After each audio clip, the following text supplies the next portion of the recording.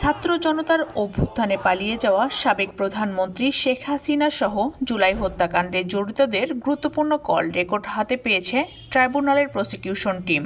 তবে ট্রাইব্যুনালের তথ্য প্রদানে অসহযোগিতার অভিযোগ করেছেন প্রসিকিউটররা।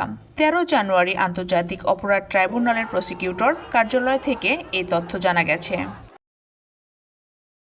পরে ব্রিফিংয়ে প্রসিকিউটর তানভীর জোহা মাত্র ১২,০০০ টাকায় সুন্দরবন ভ্রমণ করুন your tours and travels Bogura জানান, গুমের গুরুত্বপূর্ণ তথ্য মিলেছে। হত্যাকাণ্ডের আলামত গায়েব করতে সব ধরনের আয়োজন করা হয়েছিল। জড়িতদের গুরুত্বপূর্ণ কল রেকর্ড পাওয়া গেছে।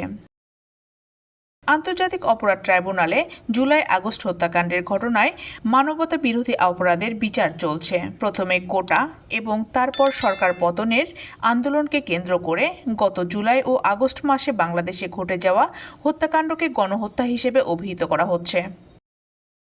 আন্দোলনে নিহত সংখ্যা নিয়ে নানান আলাপ হলেও এর প্রকৃত সংখ্যা এখনও নির্ধারণ করা যায়নি। তবে স্বাস্থ্য ও পরিবার কল্যাণ মন্ত্রণালয়ের একটি তালিকা অনুযায়ী নিহতের সংখ্যা ৭০৮ জন।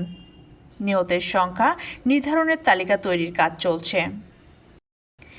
ছাত্র জনতার অভ্যুত্থানে গত ৫ আগস্ট পতন হয় আওয়ামী লীগের নেতৃত্বাধীন সরকারের। ওই দিনই ভারতে চলে যান ক্ষমতাচ্যুত সাবেক প্রধানমন্ত্রী শেখ হাসিনা। এরপর ৮ আগস্ট ডক্টর মোহাম্মদ ইউনূসকে প্রধান উপদেষ্টা করে গঠন করা হয় অন্তর্বর্তী সরকার। জুলাই আগস্টের আন্দোলনে হামলা ও হত্যাকাণ্ডের ঘটনায় এর মধ্যে আওয়ামী লীগ সভাপতি শেখ হাসিনার বিরুদ্ধে মামলা হয়েছে। আন্তর্জাতিক অপরাধ ট্রাইব্যুনাল তার বিরুদ্ধে জারি করেছে গ্রেপ্তারি পরোয়ানা।